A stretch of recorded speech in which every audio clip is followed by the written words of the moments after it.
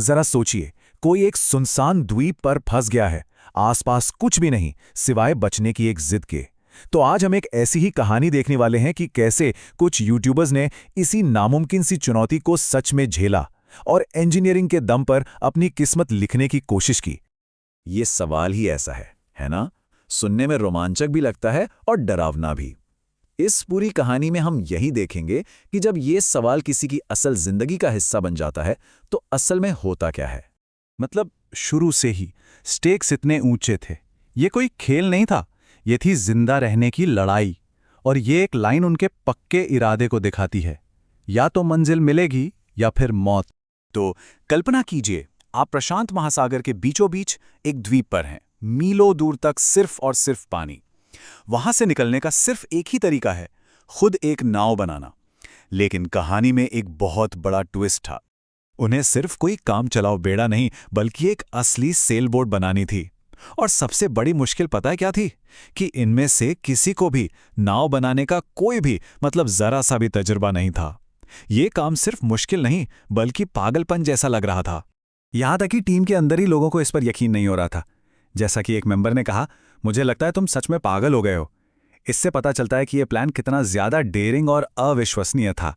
लेकिन इससे पहले कि वो एक भी लकड़ी जोड़ पाते, उनके सामने एक और बड़ी मुसीबत खड़ी थी। उस खतरनाक द्वीप पर किसी तरह जिंदा रहना। देखिए, वो द्वीप कोई जन्नत नहीं था। जहरीले सांप, खतरनाक मकड़ियां, ये सब तो हर कोने में छिपे ही हुए थे। ऊपर से जानलेवा गर्मी, शरीर में पानी की कमी और पीने के पानी की किल्लत, हर कदम पर मौत का खतरा था। उनकी तकलीफ का अंदाजा बस इसी बात से लगाया जा सकता है कि नोलन को सिर्फ उसके हाथों पर ही 60 से ज्यादा कीड़ों ने काटा था। अब आप सोच ही सकते हैं कि पूरे शरीर का क्या हाल हुआ होगा। तो अब बारी आती है नाव बनाने की। यहां पर उनकी क्रिएटिविटी और जुगाड़ करने की काबिलियत की असली परीक्षा हुई, क्योंकि उन्हें सचमुच कचरे से एक नाव बनानी थी। उनका तरीका बहुत सीधा लेकिन कमाल का था। उन्होंने जंगल से बांस काटा, समुंदर के किनारे पड़े कचरे को इकट्ठा किया और इन सबको रस्सी से बांधकर एक ढांचा तैयार किया। और असली कामयाबी तो तब मिली जब उन्हें तैरने के लिए 4 बड़े-बड़े बैरल मिल गए।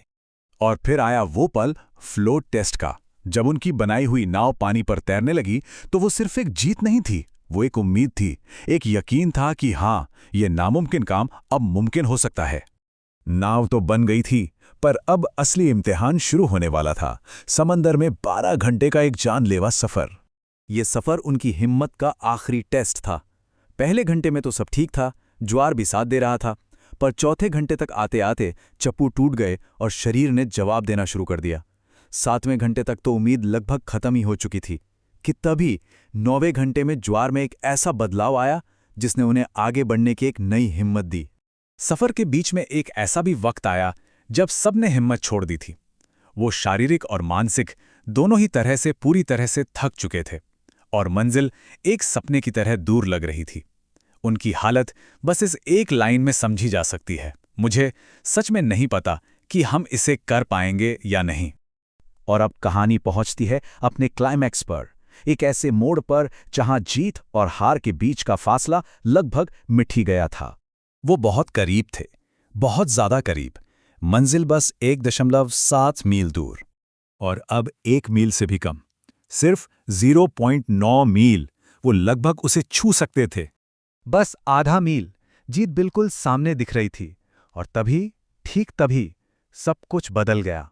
वही समंदर जो अब तक उनका साथ दे रहा था, अब अचानक उनका दुश्मन बन गया। ज्वार की धाराएं पलट गईं और एक ताकतवर लहर उन्हें उनकी मंजिल से दूर धकेलने लगी। अब आगे बढ़ना नामुमकिन हो गया था। ये एक लाइन, मुझे माफ करना दोस्तों, इसमें उस पल का सारा दुख, सारी निराशा भरी हुई थी। ये सिर्फ एक हार नहीं थी, ये एक सपने का टूटना था जो आंखों के बिल्कुल सामने था। आखिर में ये सब सिर्फ टाइमिंग का खेल निकला। पूरे 12 घंटे की जबरदस्त मेहनत के बाद वो अपनी मंजिल से सिर्फ 20 मिनट से चूक गए। अगर वो 20 मिनट पहले पहुंच जाते तो आज कहानी कुछ और ही होती। तो ये हमें एक बहुत गहरे सवाल पर लाकर खड़ा कर देता है। क्या ऐसी हार, जो जीत के इतने करीब आकर मिले, वो वाकई में एक हार होती है, या फिर उसमें भी कोई बहुत बड़ी सीख छिपी होती है? और आखिर में आता है ये जबरदस्त संकल्प। ये दिखाता है कि हारने के बाद भी उनका जज्बा टूटा नहीं है। और ये एक बहुत पावरफुल मैसेज है कि हार का मतलब अंत नहीं होता, बल्कि ये तो एक नई और मजबूत शुरुआत की वजह भी बन सकती है।